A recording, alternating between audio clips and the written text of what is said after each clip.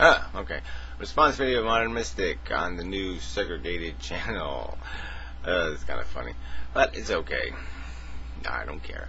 Anyway, alright, so let's do this real bank thing real quick. Yeah, well, I mean, your picture was kind of no good because you kind of had two things at the same time. You said the deed is here and the deed is here.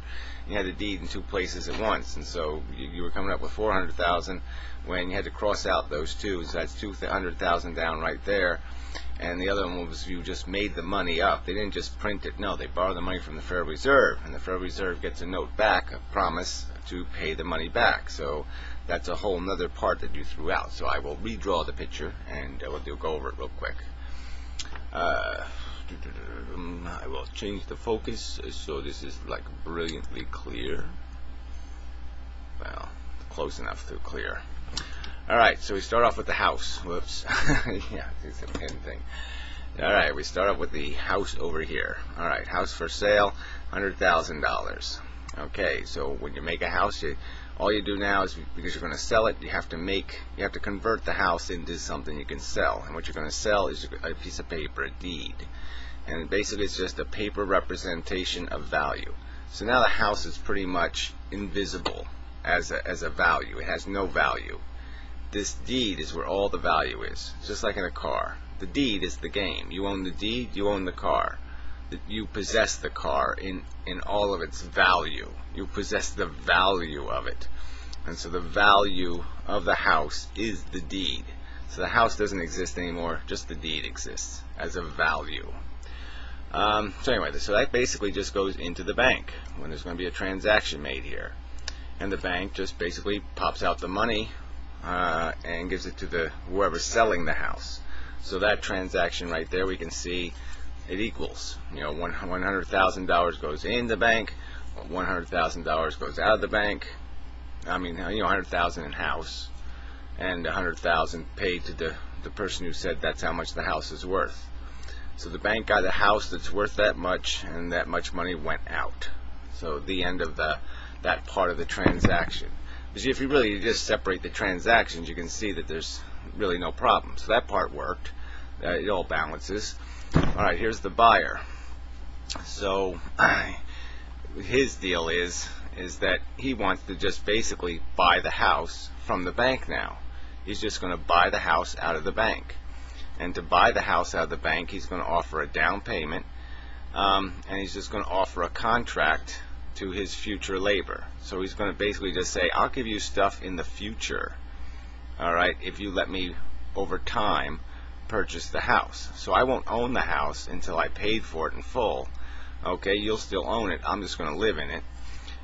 But this is the deal where I have to pay you back. So he ends up paying back whatever, $150,000 in down payment money and future earnings. So that's what the bank is going to get, coming in when it has to dispose of the deed. So it has this $100,000 deed to the house, and when it's going to lose that eventually to this buyer, and what it's going to be replaced with is $150,000 that this guy is ultimately going to be paying.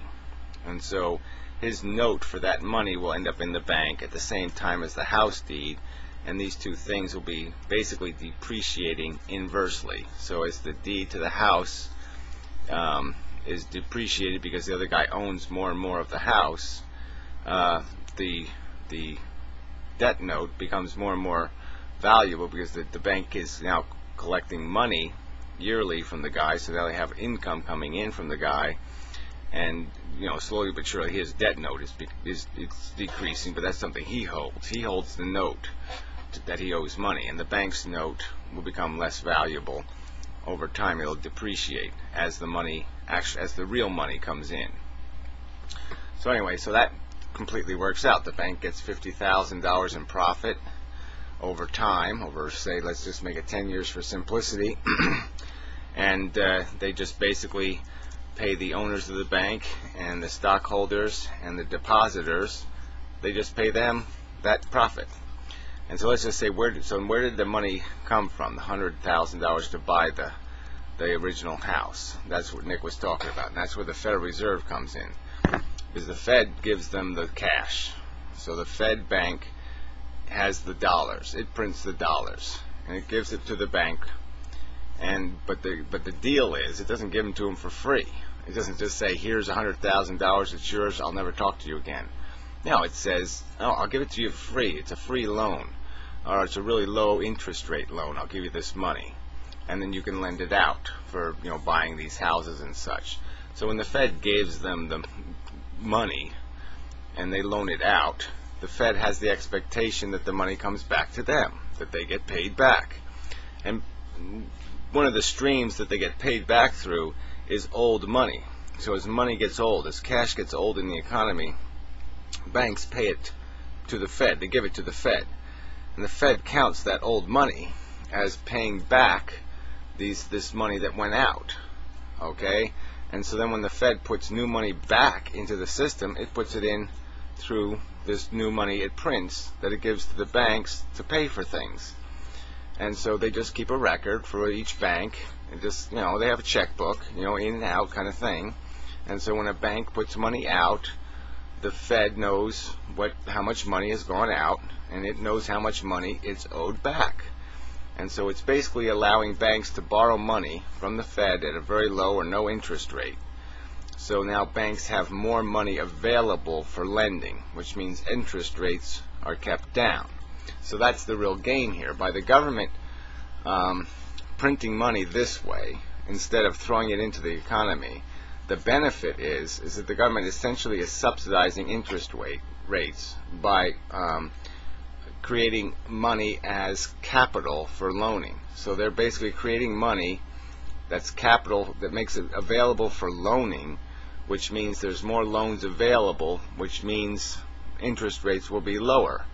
So if the Fed didn't print the money this way, if it didn't introduce the money into the system this way, interest rates would go higher, because the only source of money would be depositors over here. And that's a very small source. And so that small source would say, I want bigger interest. I want more money for my money. And, because there would be great demand for it. And so that's why this fractional reserve banking system, it doesn't give any free money away. It's just the funny thing is that the government is basically lending money at 0% interest. It's not making a profit. So what the banks are making money on is the fact that there's inflation in the economy, and the government's getting paid back in money that's less valuable than the money they gave to the bank. But in most cases, that'll be a slight difference. Obviously, when the system crashes, then everything goes to hell, and none of this stuff matters anymore, and somebody's going to have to get screwed. And as it is now, the federal government is the one getting screwed, because they're the one that holds all the bad assets. But that's part of the fractional reserve thing. See, part of what the government's doing, when the Fed gives this money, it's basically saying, I own your reserves. So all the little deeds and crap and shit the bank has that's not cash in their bank, the federal government basically has a lien on it. It basically owns the reserves the bank is holding, the stuff it can't liquidate. And all those reserves, like when the bank crisis happened, the reserves in the bank are all shit. They're turning into garbage. And that means the federal government owns garbage.